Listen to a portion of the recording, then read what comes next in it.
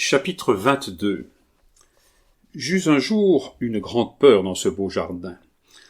À l'un des angles était quelque chose comme une tourelle ruinée et sans toit. Dans les jours doux, le soleil s'y engouffrait et en faisait une fournaise.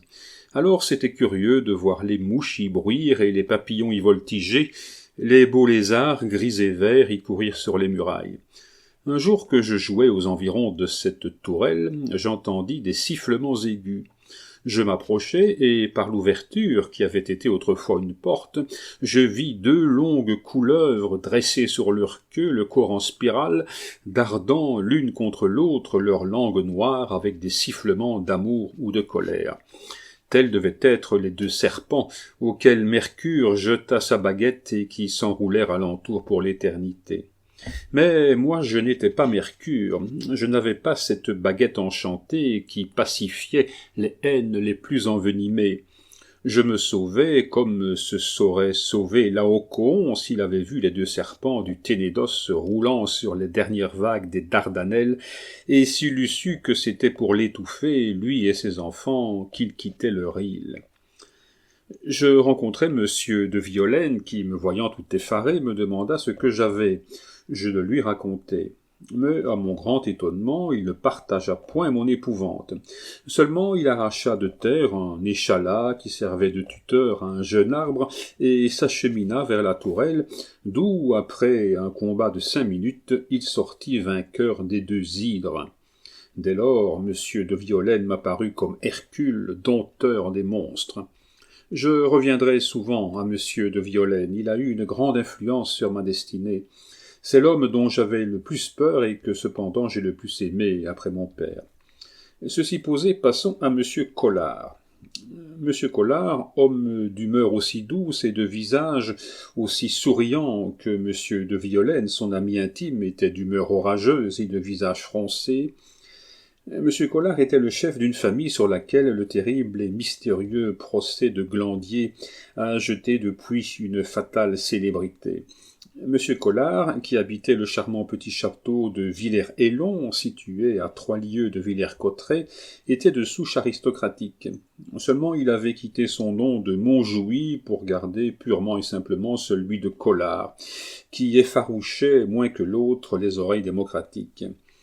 Depuis, il avait connu M. de Talleyrand au corps législatif en 1795 ou 96, avait épousé une jeune fille nommée Hermine qui habitait chez Madame de Valence. Un jour, M. le duc d'Orléans entra à l'improviste chez Madame de Montesson, alors sa femme, et trouva M. de Valence à ses pieds et la tête sur ses genoux. La situation était grave, mais Madame de Montesson était une grande dame et ne se démontait point facilement. Elle se retourna, souriante, vers son mari, demeuré debout et stupéfait sur le seuil de la porte. « Ah, venez à mon aide, monsieur le duc, dit-elle, et débarrassez-moi de Valence. Il adore Pulchéry et veut absolument l'épouser. » Pulchéry était la seconde fille de madame de Genlis. La première se nommait Caroline et a épousé monsieur de Loestine. Le duc ne demandait pas mieux, surtout après la peur qu'il venait d'avoir, que de marier Pulchéry à monsieur de Valence. Il donna 600 000 francs à la future, et le mariage se fit. Maintenant, comment la petite Hermine se trouvait-elle chez madame de Valence, et quelle était cette petite Hermine? C'est ce que nous allons dire. Madame de Montesson était la tante de madame de Genlis. Madame de Genlis avait été placée par madame de Montesson chez la duchesse d'Orléans, mademoiselle de Penthièvre, comme dame d'honneur. Là, Philippe Joseph, puis Philippe Égalité, l'avait connue, en était devenu amoureux, en avait fait sa maîtresse et en avait eu une fille. Cette fille, c'était la petite Hermine. La petite Hermine était élevée en Angleterre. Lorsque madame Adélaïde, la sœur du roi Philippe, eut 7 ou 8 ans, il fut question de lui donner pour compagne d'études une jeune Anglaise avec laquelle elle put constamment parler anglais. C'était un moyen de rapprocher Hermine de son père et de sa mère. Hermine quitta Londres et vint à Paris.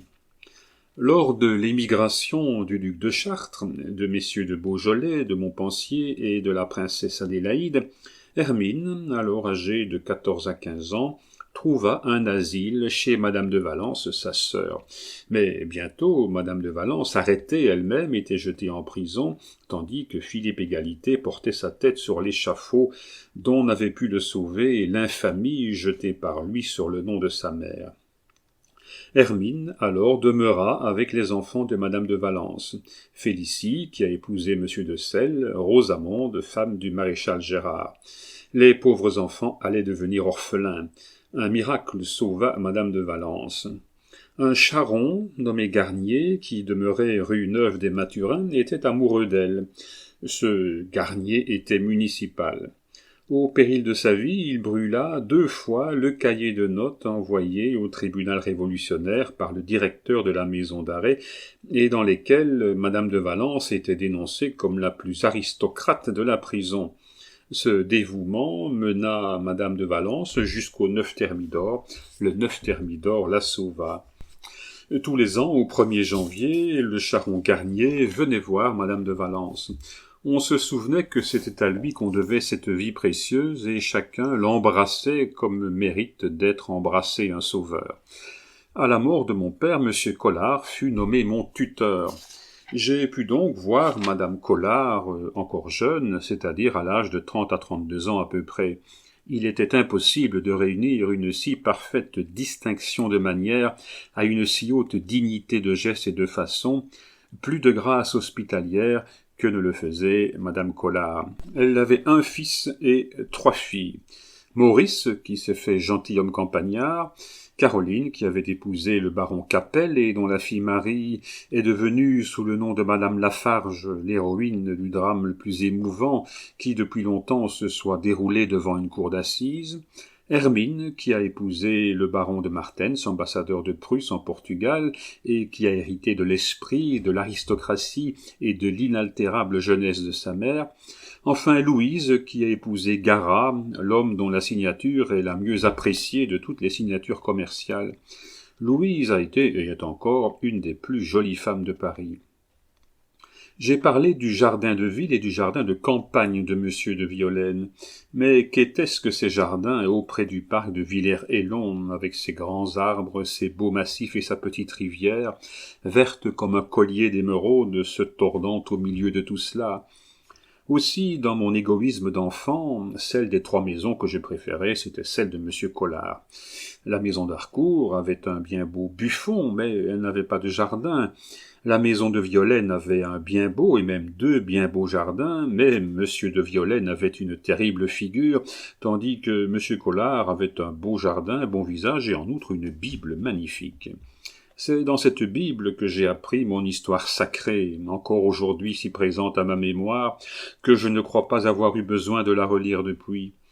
J'ai parlé de 2 grandes terreurs déjà éprouvées dans ma vie. La 3e date de Villers-Élon. Un soir que j'étais, selon mon habitude, occupé à feuilleter les gravures de ma belle Bible, j'avais 4 ou 5 ans à cette époque, nous entendîmes s'arrêter une voiture devant le perron, puis pousser de grands cris dans la salle à manger. Chacun se précipitait vers la porte lorsqu'elle s'ouvrit et donna passage à la plus étrange Mac-Merrilis que l'imagination d'un Walter Scott quelconque ait jamais pu inventer. Cette sorcière, et au premier aspect, l'être qui nous apparaissait avait tout droit de réclamer ce nom, cette sorcière était vêtue de noir, et comme elle avait perdu son bonnet, son tour de faux cheveux avait profité de la liberté qui lui était offerte pour s'envoler, de sorte que ses véritables cheveux tombaient grisonnants de chaque côté de son visage et s'allongeaient flottant sur ses épaules. Cette fois, c'était bien autre chose que le fameux serpent d'Amiens et les 2 couleuvres de Saint-Rémy. D'ailleurs, le serpent d'Amiens, je ne l'avais jamais vu qu'avec les yeux de l'imagination. Les 2 couleuvres de Saint-Rémy, j'avais de l'espace pour leur échapper. Mais la sorcière, je la voyais avec les yeux du corps et nous nous trouvions dans le même salon. Je jetai ma Bible et, profitant du tumulte qu'occasionnait cette apparition, je m'enfuis dans ma chambre, me fourrai dans mon lit tout habillé et tirai les couvertures par-dessus ma tête. Le lendemain, j'appris que la cause de mon effroi était l'illustre madame de Genlis, qui, en venant faire une visite à madame Collard, sa fille, avait été perdue par son cocher dans la forêt de Villers-Cotterêts, et s'y était, dans sa terreur profonde des revenants, laissé prendre d'une panique dont elle n'était pas encore remise, quoiqu'elle m'en eût communiqué la meilleure partie. Ce fut dans ces 3 maisons que s'écoula la première partie de mon enfance, première partie tout émaillée de riants souvenirs, parce qu'elle est douce et franche comme toutes les aurores. En effet, à part la figure rébarbative de M. de Violaine et les apparitions fantastiques de Mme de Genlis, tout était souriant dans ces 2 maisons. Les jardins étaient pleins d'arbres verts et de fleurs aux couleurs brillantes, les allées étaient pleines de jeunes filles, blondes et brunes, têtes gracieuses et souriantes, presque toutes roses et fraîches, du moins quand elles n'étaient pas jolies. Puis, de temps en temps, apparaissaient, au milieu de cette rieuse et juvénile génération, quelques femmes dont la réputation de beauté datait du siècle qui venait de s'éteindre et qui, ayant conservé quelque chose des modes du directoire, semblaient, au milieu des efflorescences printanières, quelques splendides statues de l'été. Ces femmes, c'étaient madame de Valence, madame Menin ou madame du Saulois. J'ai parlé plus haut de la princesse Pauline Borghese, et j'ai dit les souvenirs qu'elle avait laissés dans mon esprit. Revenons à moi.